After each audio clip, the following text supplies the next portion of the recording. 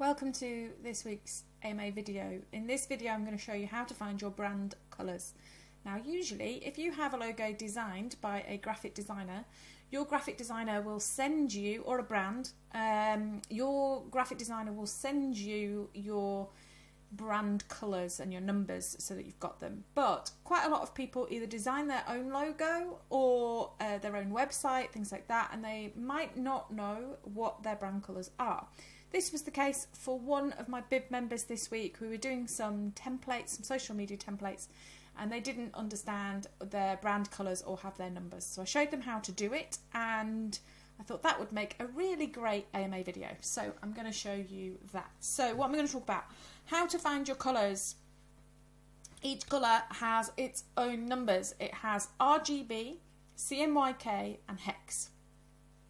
If you don't know what they are or what you use them for, I will explain. So I'm going to go through those. I'm going to show you how to find them. I use a MacBook computer, so the MacBook has a little tool on it that you can use, and then also I have a Chrome extension, so I'll show you where to get that little Chrome extension from and how that works as well. So if you don't use a MacBook computer, you can get that and use Chrome for that. And then I'm going to show you why it's useful, what you would use it for, and how to use them within your websites. So you might have heard of RGB, which is red, green, blue. Quite a lot of things like Word and PowerPoint, those sorts of things, use the colours of red, green, blue. So quite a few people are used to that. The CMYK is the print version. So if you're printing a leaflet or a poster, telling them or using the correct CMYK numbers will help make sure that that colour is that colour when it prints. And the hex number is the online code. So that's used on anything sort of systems, and online they use a hex number. So where do we find these? So on a MacBook computer, if you click on applications and then down to utilities, you just find utilities, there it is.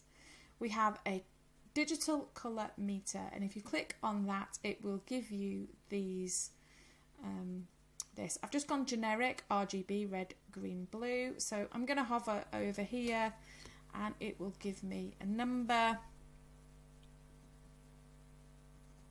which is 1139.68, and then if I scroll up to this and hover over the pink, it's going to give me a number 229002, and let's have the green as well, which is 123.189.50. Okay, so I've now got my RGB for those colours. So how do I then get the hex number? Well, I'm just going to go onto Google. Now, every colour and every shade of colour has a slightly different number. So sometimes if you hover over it on a website, it might come up with a slightly different colour, but that's okay. As long as you've got your numbers and you always use the same numbers, then that is great. So if I do RGB to hex, and it comes up with this colour picker here, and I can type in my RGB and it will give me the CMYK numbers and the hex number and some other ones that I've never used. So RGB then is, for my blue, is 39.68. So that then gives me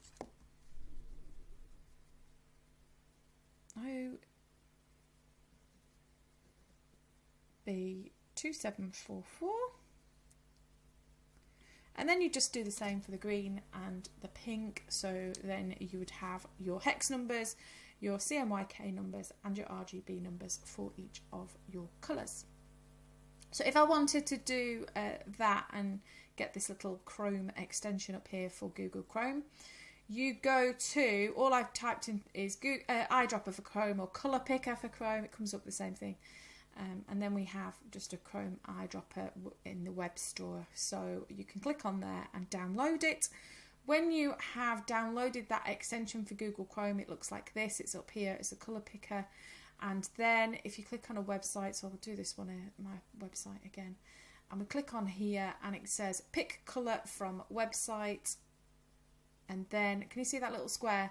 Where I hover over on the website will give me the particular colour up here, so that was the pink. So now up here, when I click it, I have now got my hex number and my RGB number up here at the top. So you can get it that way. If you don't have a MacBook to do it, you can do it by Chrome. So where are we going to use these? Well, the first one is on your website. So I have a WordPress website. So if I go to my dashboard and go to my pages, I can use it on things like, let's just go to the speaking page. I use an editor called Elementor. You could use Divi as well. There's just two of the big ones, but it's like your drag and drop builder for WordPress. So when this comes up, here we go. So on here, you can see that the text is my blue and the buttons are my blue.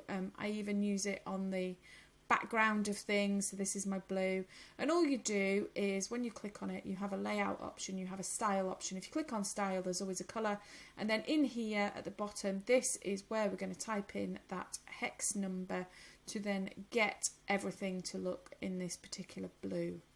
So if I wanted to change my icon, for example, for this to the green, if I click on it, style, colour, if I type in the green hex number, I could then change that icon to my green. So website is certainly one place where you would use your branded colours to make everything look professional and branded. The other one is Canva. So I'll show you, I was creating a new YouTube cover. This is my YouTube cover, and again you can see in the background here that I have my blue in the background and then my green and my pink. So if I click on the background, a little colour comes up, and I always move my head to the wrong place. So yeah, if you then click on the colours, add a colour, and then again at the bottom you can put in your hex number there as well. So as you can see, I have my blue, and then again I'll change that one to the pink. So then you can start creating templates and designs that all match your brand colours. So that is it for this AMA. I hope that has helped you to be able to find your brand colours, RGB, CMYK and HEX, and also understand if people use that kind of language, what it is that they're talking about. And it helps you to ensure that your website and all of the templates that you create are all branded to your company using your colours. So that's it for this week, and I hope that you will join me next week for the next AMA.